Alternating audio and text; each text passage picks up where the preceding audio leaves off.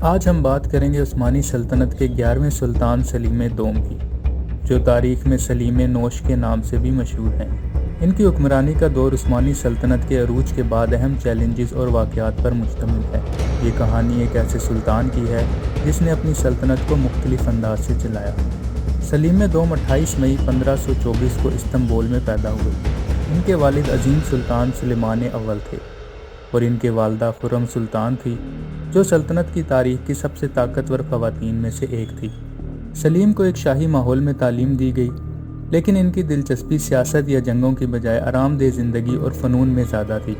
1566 میں اپنے والد سلطان سلیمان کی وفات کے بعد سلیم دوم نے عثمانی سلطنت کا تخت سنبھالا۔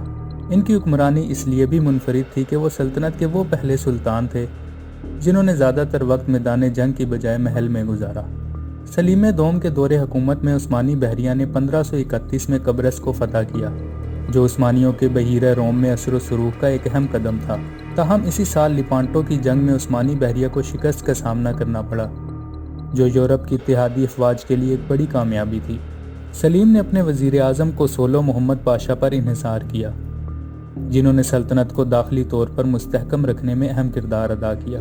سلیم دوم عثمانی سلطنت کے وہ پہلے سلطان تھے جو میدان جنگ میں حصہ لینے کی بجائے زیادہ تر وقت محل میں گزارنے کے لیے مشہور تھے۔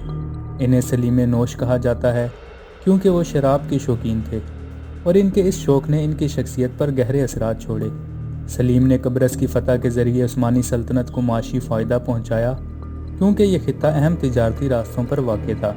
سلیم دوم اپنی والدہ خرم سلطان کے قریبی مشوروں پر عمل کرتے تھے، جو ان کی سیاسی حکمت عملی میں اثر انداز ہوتی تھی۔ سلیم دوم کا طرز حکمرانی اپنے والد سے بالکل مختلف تھا۔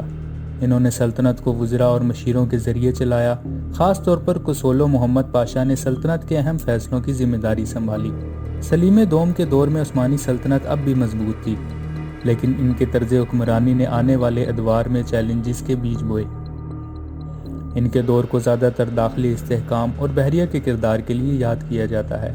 سلطان سلیم دور کا انتقال 15 دسمبر 1574 کو ہوا۔ ان کے بعد ان کے بیٹے مراد سوم نے سلطنت کا تخت سنبھالا۔ ایسی مزید ویڈیوز کے لیے چینل کو سبسکرائب کریں۔